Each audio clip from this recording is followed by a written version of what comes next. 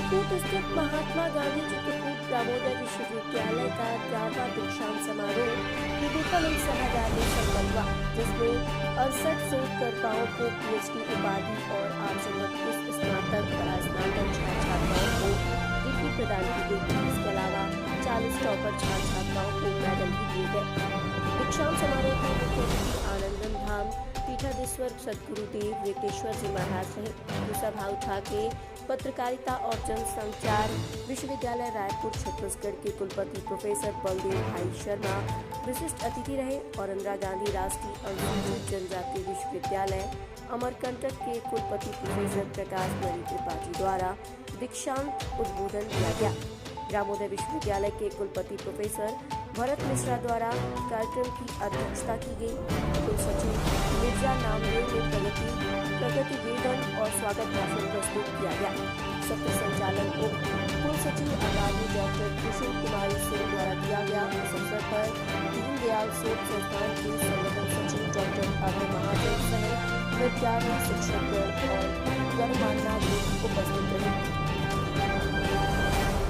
जावेद मोहम्मद, विशेष संवाददाता, भारत दिवस, चित्रकूट, मध्य प्रदेश।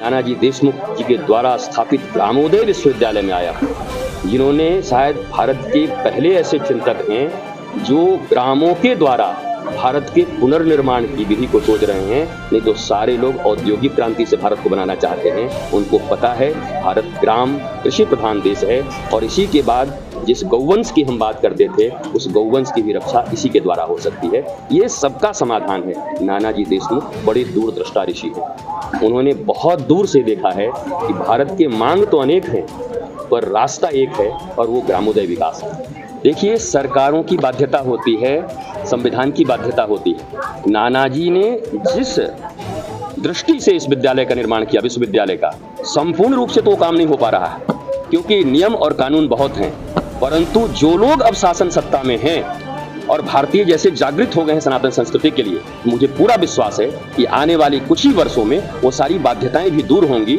और नानाजी देशमुख की जो दूरदृष्टता थी और जिस बिना पे इस विद्या को आगे बढ़ाना चाहते थे वो बिल्कुल 100% उन्हीं के अनुसार, ग्रामोदय के अनुसार भारत का विकास होगा, ये मुझे विश्वास है। वर्तमान सरकार ने शिक्षा नीति में परिवर्तन लाकर ये संकेत दिए हैं कि इस शिक्षा नीति को पूरी तरीके से उखाड़ फेंका जाएगा और हमारी जो सनातन विद्या है और आज की जो आधुनिक विज्ञान है, इन दोनों को मिलाकर एक फ्यूजन विद्या पद्धति का निर्माण, जो हम सनातन विश्वविद्यालय का निर्माण भी कर रहे हैं, वो इसी पद्धति पर कर रहे हैं। नाना जी ने हमेशा ही कहा है कि दूसरों के लिए, जो वंचित है, पीड़ित है, उनके लिए कार्य करे। तो मैं चाहती हूँ कि आगे मैं सतना जिले के लिए जो महिलाएं हैं या जो वंचित पीड़ित बच्चे हैं उनके लिए मैं ऑलरेडी कार्य कर ही रही हूँ, तो और भी अच्छा कुछ कर सकूँगी कि मेरा जो शोध कार्य है वो लैंगिक असमानता पर ही है। तो और भी जो हमारे क्षेत्रों में जो लैंगिक असमानता दूर करने के लिए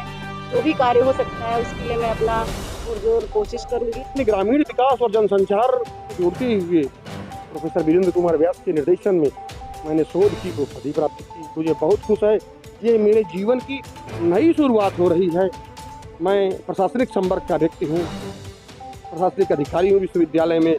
अब मेरा ये, मुझे एक प्रकार से मेरा अकादमिक मतलब मेरा जीवन प्रारंभ हो रहा है। मुझे इसकी बड़ी खुशी है। दीक्षांत समारोह ने मेरे जीवन की दिशा बदल देगा। मैं आपको बता दूं, मेरे पिताजी की इच्छा पूरी है। प्रकृति श्रीवास्तव है और मैंने यहाँ पे मानव चेतन योग विज्ञान से अपना ग्रेजुएशन कंप्लीट किया है और महात्मा गांधी ग्रामोदय विश्वविद्यालय के 11वें दीक्षांत समारोह में मुझे स्वर्ण पदक मिला है, जिससे मैं बहुत ज़्यादा खुश हूँ और मैं यहाँ के सभी शिक्षकगणों का बहुत धन्यवाद एवं आभार व्यक्त करना चाहती हूँ कि उन्होंने मुझे लायक बनाया।